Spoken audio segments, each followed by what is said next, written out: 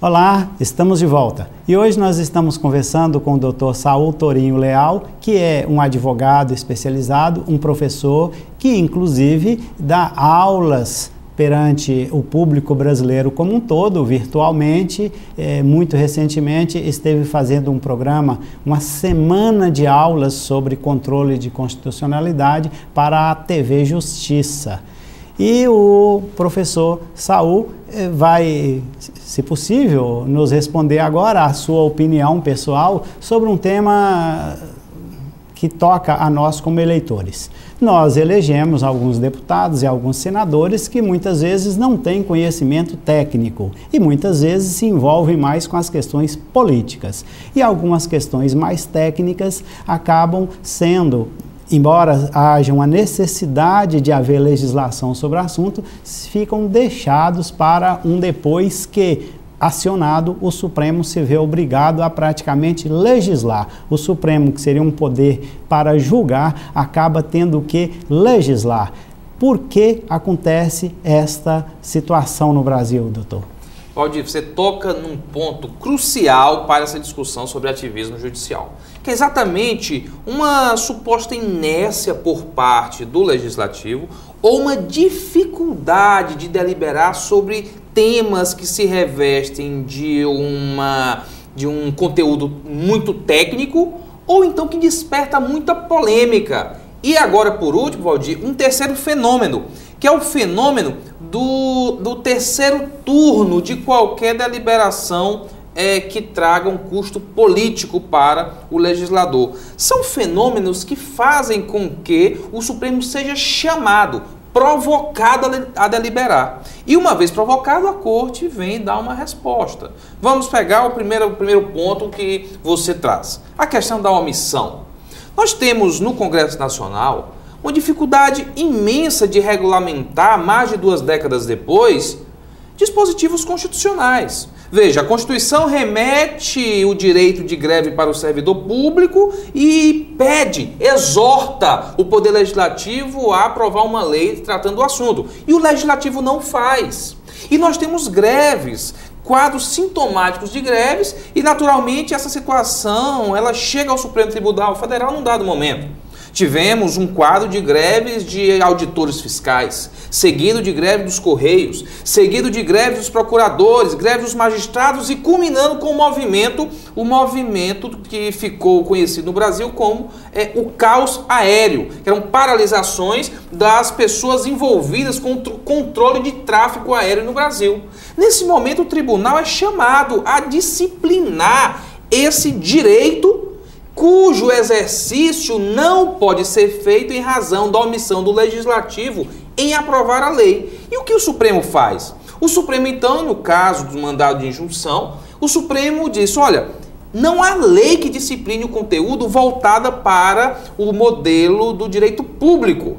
Porém, há uma lei para os seletistas. Há uma lei para as pessoas envolvidas na atividade privada. E não vejo eu, Supremo, outra alternativa que não seja tentar aplicar, por analogia, essa legislação. O Supremo fez isso por quê? Por causa de um quadro de omissão.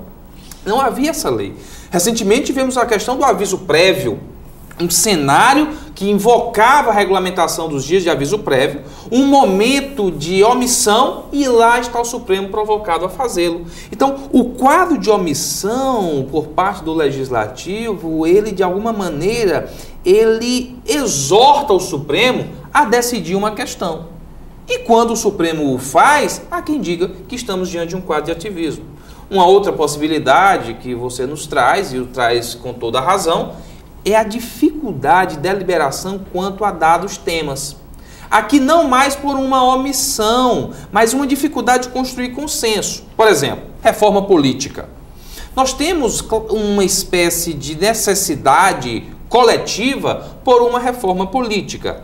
E essa reforma política, inúmeras vezes, ela é semeada no Legislativo. E quando chega o momento da votação, da deliberação, da definição de parâmetros, esse debate ele é sufocado.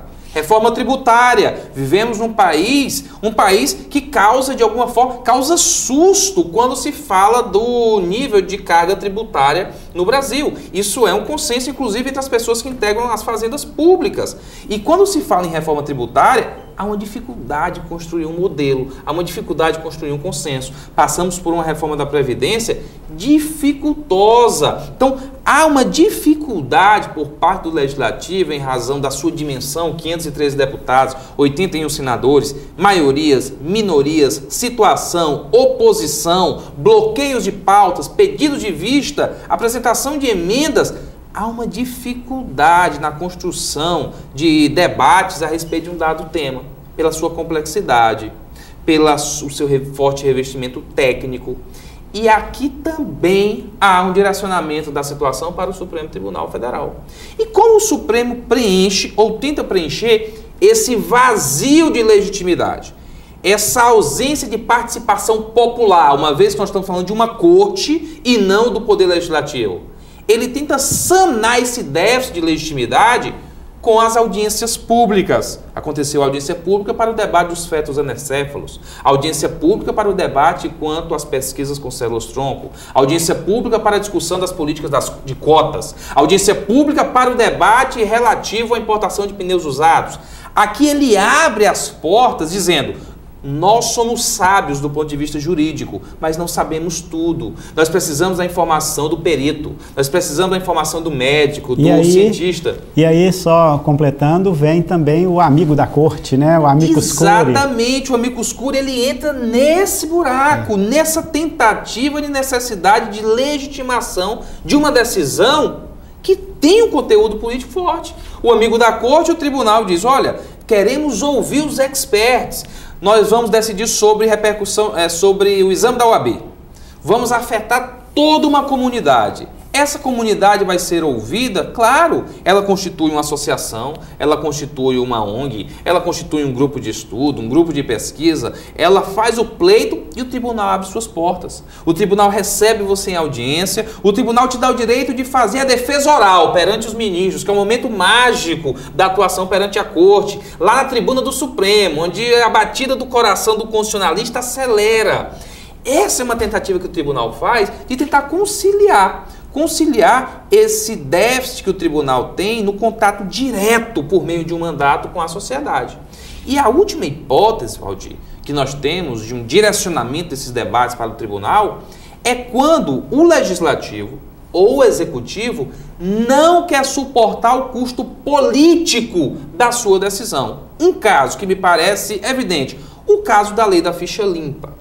Nós temos aqui uma sociedade que clama por uma espécie de faxina ética quanto à vida pública dos mandatários e que então idealiza uma lei que tentaria, de alguma forma, contribuir nesse sentido. Mas essa lei padece de alguns vícios. Por exemplo, ela altera questões relativas ao processo eleitoral em ano de eleição, e a Constituição não permite que lei altere o processo eleitoral no ano de eleição. O que é que o Legislativo faz? O Legislativo, para não suportar um custo político de dizer não ao anseio da sociedade, ele, mesmo suspeitando da inconstitucionalidade da lei, ele aprova. E por que ele o faz? Porque ele dirige aqui essa discussão para o Supremo. E o ministro do Supremo não depende de mandato. Ele não depende de eleições periódicas. Logo, ele pode proferir uma decisão que seja contra-majoritária, que desagrade a maioria e que nada aconteça com a corte. Recentemente tivemos o caso do decreto da Presidente da República, que majorou a alíquota de IPI para carros importados, fazendo incidi-lo no mesmo ano, imediatamente, sem respeito ao princípio da anterioridade, ou até mesmo que os tributaristas chamam de anterioridade nonagesimal. Por que o presidente faz isso? Com toda uma equipe ao seu redor, ninguém sabia disso? É claro que sabia. Só que ela precisaria aqui suportar o custo político que a indústria automobilística nacional iria entregar no colo dela, caso ela não tomasse uma medida relativa a esse ingresso dos carros importados no Brasil. O decreto é aprovado, suspeitando-se da sua inconstitucionalidade, mas dirigindo esse custo político para o Supremo. Eu não vou suportar esse custo político. O Supremo que o faça. E eu digo para os interessados que eu fiz minha parte e que o Supremo foi o responsável pela declaração de inconstitucionalidade. Tivemos aqui, portanto, Valdir, um primeiro momento, omissão por parte dos poderes. Um segundo momento, dificuldade de construção de consensos quanto a temas delicados. E no terceiro momento, uma própria ação proposital. Proposital para dirigir um custo política de uma decisão contra a vontade de uma parcela da sociedade para o próprio Supremo.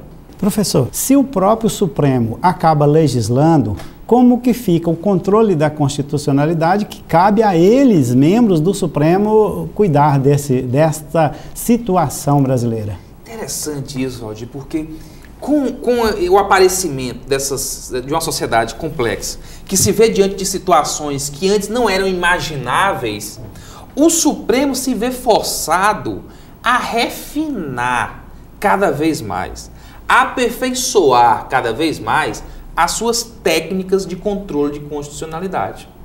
Nós estudamos sob um mantra de que o Supremo era um legislador negativo. O Legislativo introduz a lei e o Supremo, no máximo, tira a lei do ordenamento jurídico. Ele define a eficácia no momento da publicação do acordo e, em alguns momentos, para anos depois. Temos o caso, por exemplo, para ilustrar, o caso do município Luiz Eduardo Magalhães, na Bahia. O município é criado irregularmente, ele é criado violando dispositivos constitucionais e, anos depois, essa ação chega no Supremo. O Supremo diz: esse município foi criado de forma inconstitucional. E alguém, em uma relatoria do ministro Eros Grau, e alguém no julgamento diz: ministro, e o que nós vamos fazer com esse município agora? E os diplomas das crianças que estudaram no ensino fundamental, o concurso público para o programa de saúde da família, os vencimentos dos vereadores, as ruas construídas, os repasses de verbas, as escolas. Como nós vamos administrar os efeitos de uma declaração pura e simples de inconstitucionalidade diante de um cenário tão complexo como esse? Aqui o Supremo é chamado a aperfeiçoar suas técnicas de decisão para poder dar resposta a esse tipo de situação que não se imaginava há bem pouco tempo.